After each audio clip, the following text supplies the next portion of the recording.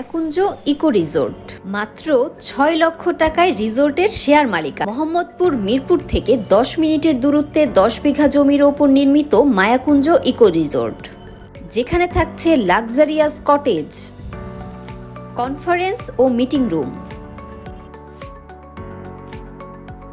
Swimming pool,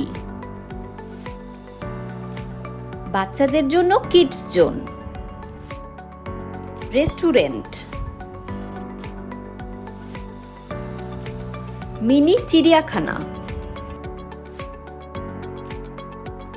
ও মসজিদ সহ আরও অনেক কিছু।